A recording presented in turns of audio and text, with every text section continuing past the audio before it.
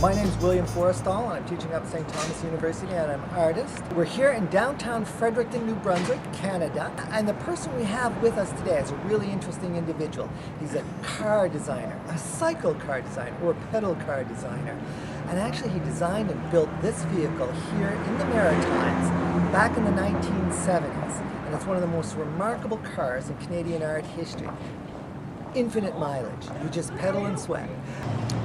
It's a very interesting piece of Canadian automotive history and cycle history. It was designed by Rod Malay, who's my guest here today in Fredericton, and we have him to talk, and we're so lucky to have him here today to be able to talk a little bit about his design. Well, I'm Rod Malay, and I was quite surprised and pleased to get a call from William here to talk about the Pedlon. And I really was quite surprised because I didn't realize there was one up here, right, sitting here, and it was just quite a pleasant phone call, and meeting you was great, right? So, Yeah. Well, it's I did it in 1979, like William said here, and I did it because I'm beginning to tell you that the inspiration came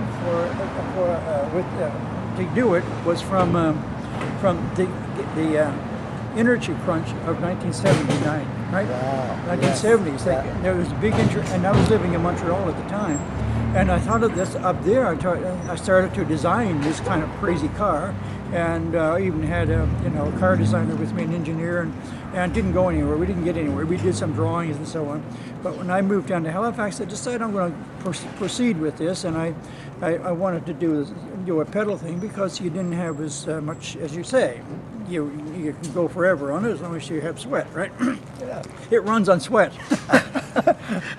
Which more things should, It's good, it's healthy, it's out there in the world. It's the real thing. Yeah, it should be. But then you had to do it lightweight. You couldn't do it heavy, right? You didn't want to put metals into heavy metals. So I made the body out of fiberglass, and I made the frame out of aluminum, right? And then we set up a little manufacturing facility in Dartmouth, Nova Scotia. And a company there was making fiberglass boats, allowed me to go in and make the plug and make the mold, and then we just started making them. And it was a lot of fun just actually making this thing. I had a great time. I had a business partner, and I was the designer, he was the business partner. We weren't that, I would say, we had a lot to learn. Not only in making vehicles, but in order to run a business and manufacture and to sell it nationwide or whatever. So we sold a lot in Quebec. We made 100 cars or 110 or 20 cars altogether, and 80 we sent up to Quebec. The guy up there went broke, so we weren't broke in Halifax. If you look back over the history of automobile production or cycle vehicle production, reaching a production number of 100 is a fantastic success. 99.99% of new automotive endeavors fail quickly, very fast. They're lucky to get to a single prototype. The fact that you managed to manufacture and sell 100 of these vehicles, I say really speaks to the success of the vehicle more than anything else. It's like trying to design a car, getting something out there, particularly as a designer, as an artist, as a creative person. It's a bit like trying to write a hit record or a hit song with the first go, and it just doesn't happen that often. The fact that you got to production numbers of significance really does speak to the success of the design, and I've always been impressed with it. I think in the right environment, they can still work. Right? Oh. But I couldn't work in around the Nova Scotia, Halifax area because number one, it's hilly. It's very hilly, and the rules and regulations of the law wouldn't allow us to go on the highway with it. I even took it down to the provincial House of Government, and I had the premier sitting in it, driving around the lobby with the opposition leader sitting on his back. Right? Is that Jerry Regan at the time? Yeah. Well, no, I think John Buchanan was. John Buchanan. But Jerry Regan was there too. He was there, right? And I think the Minister of Development was there pushing along also. Yeah. It was a lot of fun actually, and. But you know, there were just too many rules and regulations, and we didn't have the business acumen to actually go around to find what the source of income could be, or some kind of assistance for helping us to get it going. And you know, we just basically had to skip out. And, you know, the bankruptcy people came and locked the doors on us. So, well, you know, it's a different era now. I mean, there's cycle trails everywhere. People are looking for ways to get outside, to do bicycling, to be exercising, to be commuting in a different way. And who knows what the future may hold for this or these kinds of vehicles. Well, I think like you said, sweat is. We need more sweat, energy, right? You know, it's an interesting thing. And actually, here in downtown Fredericton, this is actually, you know, once again utilizing a particular value as an advertising vehicle. It's got tourist potential. It's a unique thing. It's a very unique idea and product, and I've been aware of it as a kind of a legend. You know, here they are, and they turn up in odd places. I go, where did that come from? Oh, I found it at a yard sale or whatever, and people don't know the history of it. I think it does have an interesting history. So what do you think the most interesting design feature was, and where did you start with this? First of all, you have a tandem, you know, sort of back and forth. What was the reason behind that? Well, it's like a bicycle, right? And it takes up less room on the highway, right? Yeah. It's no wider than a regular bicycle, basically, right? Yeah. So you don't have to worry about, you know, you have the bicycle pathways.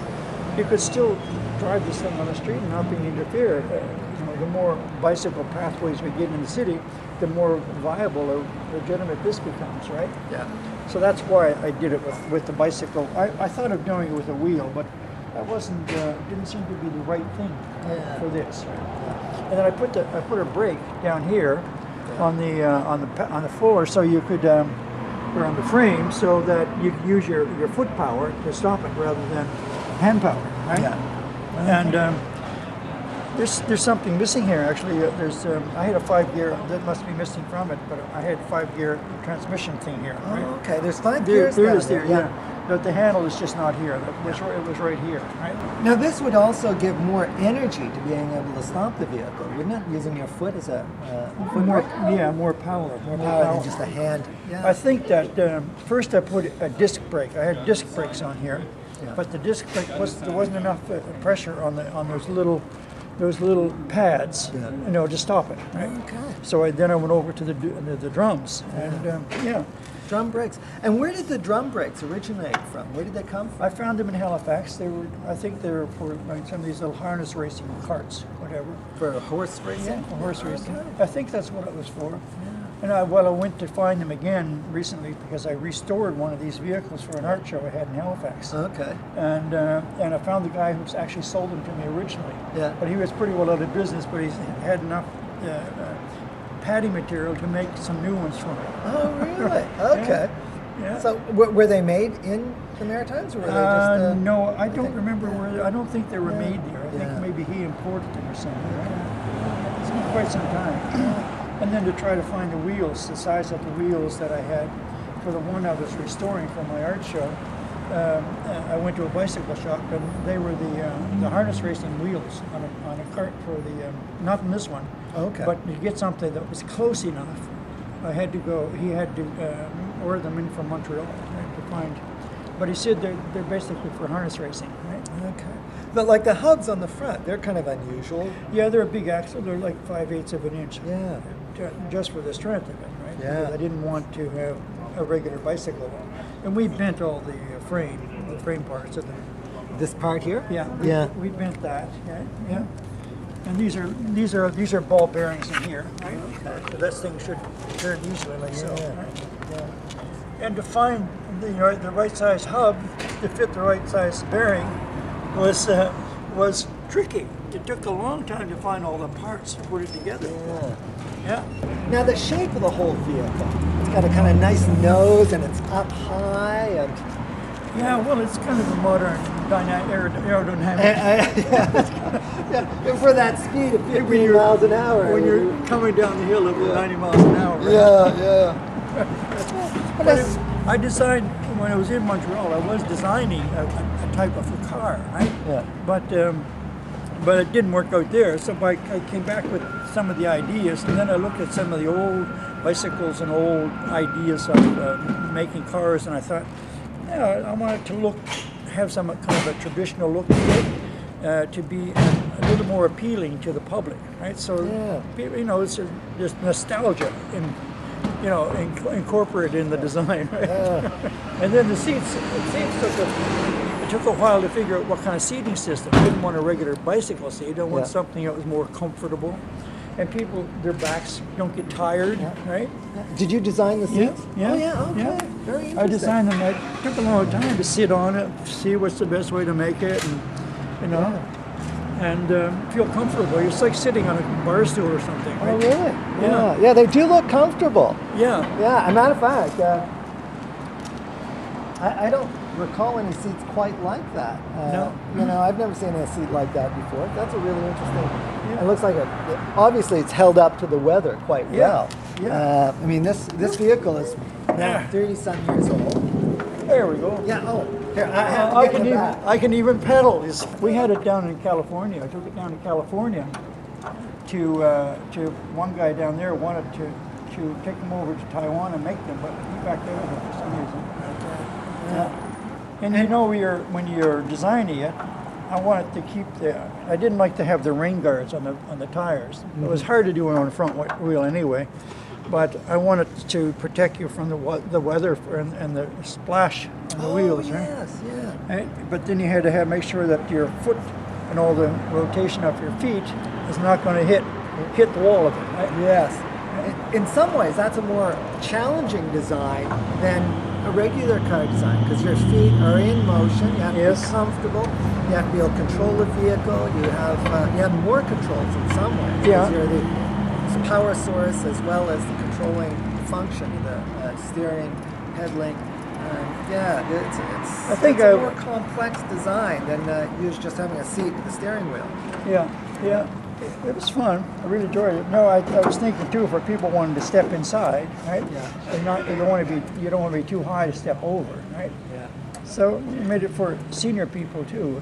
They're driving around a flat area in a retirement village. Yeah. They just go down to the store and. Yeah. Actually, today that's more relevant than ever, particularly in North America and most of Europe. Having something that's stable, that offers exercise, that's social. I mean, you've got two people in this. Yeah.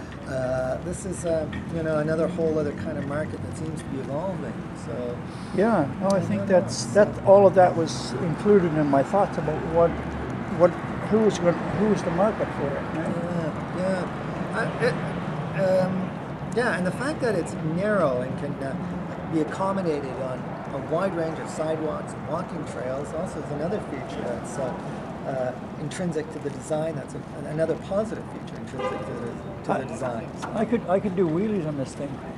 I used to do wheelies on it. Now I'm starting not to believe some things. No, this is a fact. Really? I could actually show you a picture I have going down the road, and I tipped it right over the side. On two sides. Just going along like that. Oh, that'd be cool. That'd be neat to see. Yeah, I can see that. Okay, I'm believing it now. So yeah. No, I couldn't do the backward wheel. Right? Yeah. Except for the one-seater that I made. I would have to put that one. I could tip right up and just go. Oh, really? But, two seats. But the one-seater I made with the motor in it.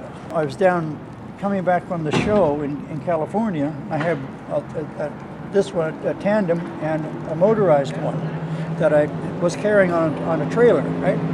I was trailing. I had it with an Austin Mini. You know the Austin Minis? Yeah. I used to own about 2 or 3 of those. Okay. And I had a trailer, towing a trailer with 2 of these Pedlons going down to California and back. In Texas, this guy followed me for the longest mile in a half-ton truck. Finally, I pulled in to get some gas. He was right beside me. He pulled up and he said, "Dog dang!" He said, "Where'd you get that thing?" I thought he was talking about the Austin Mini. I said, "That's an Austin Mini made in Britain, right?" No, this thing here. He said, "What is this thing here?" I said, those are Pedlons. Pedlon. I said, yeah, you know, they're Pedlon. Made in Canada. I designed them and built them. My God, dog, dang it, I'd like to get one of those. And he liked the electric one, so I sold it to him right there. He gave me $400. Car He put it in sales the on back the of his street, truck yeah. and drove off to Texas. Well, they are a unique vehicle, and one that reflects, you know, a whole range of designs. And, you know, in a world where, you know, a firm like General Motors will spend, you know, billions of dollars developing a new vehicle, to see something like this that's kind of designed essentially by yourself, friends, and acquaintances. You didn't spend $1 billion on this design. No. But you got a real vehicle here, and a real something. It's a really interesting, engaging vehicle, and yeah, no, it's quite a. My brother still has a brand new one at his house. One of these? Yeah. Oh wow! Yeah. So he kept one from the production, new from production. Oh, good, good. He bought it. He paid for it. Yeah. Yeah, but he has it in his basement. He did a little wire rewiring up the braking system last summer, and he uses it with his kids, playing with his kids. Yeah. Yeah. That's another interesting thing about these vehicles, is it brings family and friends together, and it's something that can be understood and used in a different way other than just the functionality that, you know, you have to go down the road, take the regular car. This is something that's more social in some My ways. mother and my uncle drove. My mother bought one, and she and my uncle would drive it in the parades in Sheet Harbor, right? All right. So They put on their fancy hats, Yeah. right? And just drive in the parade. They really.